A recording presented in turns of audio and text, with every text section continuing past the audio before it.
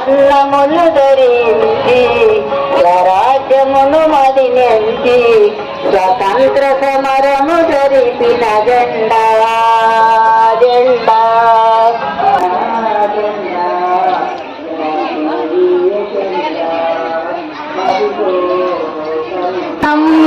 స్వతంత్ర వీర బలిదానం స్వతంత్ర వీర బలిదానం మన స్వరాజ్య జెండా దేశ దేశముల మీది క్రమజెండకు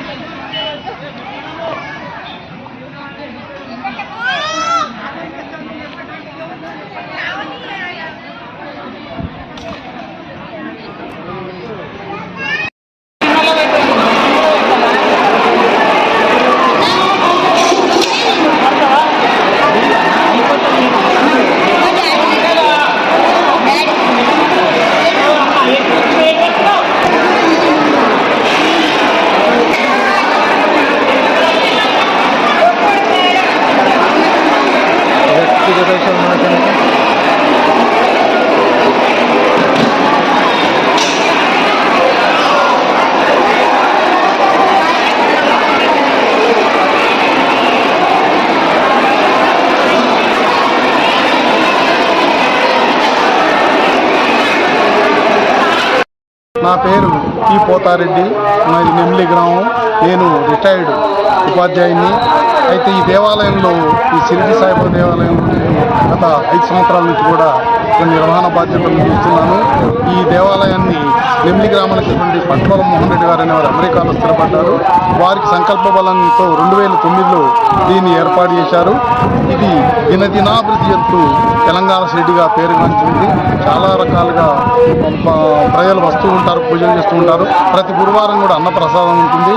అందులో ఇప్పుడు శ్రావణ మాసంలో చాలా అధిక సంఖ్యలో సోమవారం కానీ, శనివారం కానీ, శుక్రవారం కానీ, ఇలా ఆదివారాలు, రెండవ శనివారాలు చాలామంది భక్తులు వస్తుంటారు.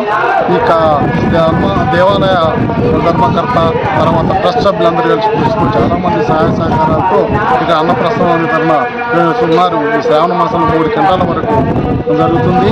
ఎవరికి తక్కువ కూడా చూస్తూ ఉంటారు కమిటీ సభ్యులు. వాళ్ళు చాలా రకాలుగా వస్తూ అనేక రకాలుగా భక్తులు సహాయ సహకారాలు అందిస్తున్నారు. అయితే కొలిచిన కొంగు బంగారం ఉన్నట్టుగా దేవుళ్ళు ప్రార్థిస్తుంటారు, కోరికలు తీర్మానం రకరకాలుగా చెప్తూ ఉంటారు. అందరికీ అవకాశం, నీళ్ళ వసతి కానీ, తర్వాత ఆహారం విషయంలో కానీ, ఇంకే రకంగా కానీ దేవాలయం తరఫున ట్రస్ట్ వారు, మేము అందరూ చాలా చక్కగా సహకరిస్తున్నాం. ఇదే ప్రాంగణంలో శివలింగాన్ని కూడా ఏర్పాటు చేశారు.